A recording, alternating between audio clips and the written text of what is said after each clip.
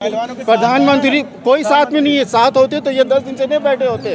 वो बिल्कुल ही प्रधानमंत्री दुनिया का अगर नोबेल प्राइज में बेशर्मी का अवार्ड मिलेगा तो प्रधानमंत्री को मिलेगा।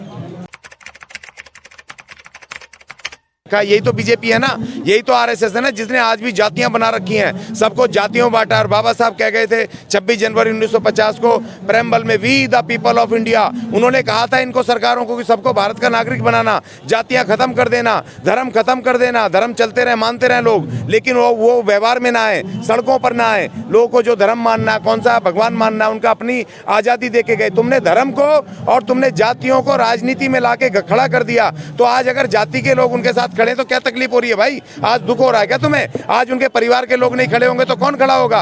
और इसलिए मैं उनकी ना जाति का हूँ ना धर्म का हूँ। मैं भी जंतर मंतर पे आकर गया खड़ा हूँ भाई, मैं भी उन बेटियों के लिए आया हूँ। तो यहाँ पर मेरी कोई जाति, मेरी तो जात के नहीं है, मेरे इलाके के नहीं है। पहलवान राजनीति का शिकार हो गए हैं। आप क्या कर रहे हो भाई? आप राजनीति से इस्तीफा दो ना, तुरंत जेल में जाओगे। आप खुद राजनीति कर रहे हो और इनको कह रहे हो राजनीति का शिकार हो रही हैं। आप पहले, आपके खिलाफ केस दर्ज हुए हैं और वो भी माननीय सुप्रीम कोर्ट के ऑर्डर के बाद हुए हैं। तो अब तक कोई गरीब आदमी होता ना, कमजोर होता, तो इसको घसीटते हुए पुलिस वाले ना घरों से ला करके जेलों में ठूस देते। जिस तरह की धाराएं लगी हुई हैं, पॉक्सो लगा हुआ है, सेक्सुअल हरासमेंट की धाराएं लगी हुई हैं, 2-2 FIR हुई हैं, और ये आदमी वहां बैठ करके चौड़े में प्रेस कॉन्फ्रेंस कर रहा है, बदतमीजी बोल रहा है। और आज एक बीजेपी के आदमी ने तो इतनी घटिया बातें बोली हैं यहाँ पर महिलाओं के लिए। उन्होंने किसी एक महिला विदेशी, एक कोई फिल्म वाली है, उसका नाम लेकर के कहा है कि वो भी आई है क्या, वो क्यों नहीं आई? मतलब इनकी मानसिकता पुरुष प्रधान मानसिकता, महिलाओं के, बेटियों के विरुद्ध। वही जो कहावत है, ढोल गवार शूद्र पशु नारी सब है सकल ताड़ना के अधिकारी। ये साबित कर रहे हैं कि ये पुरुष प्रधान, ये महिला विरोधी लोग, ये महिलाओं का ये शोषण करने वाले लोग आज यहाँ नहीं आ रहे हैं। आज दुनिया आ रही है, लेकिन ये वो प्रधानमंत्री अपनी बेटियों को देखने नहीं आ रहे हैं, और ये बीजेपी वाले नहीं आ रहे हैं। उल्टा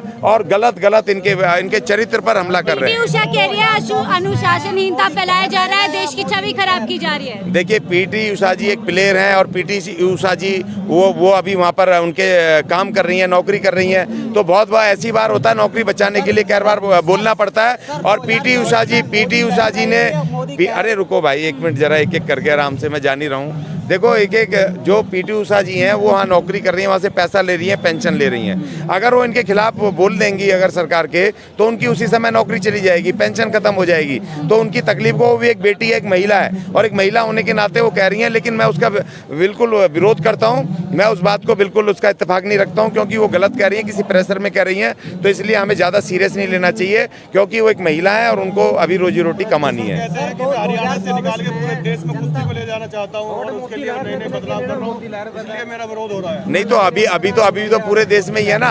अभी देखिए, अभी तो पूरे देश में ही है ना। ये कुश्ती फेडरेशन सिर्फ हरियाणा की तो नहीं है।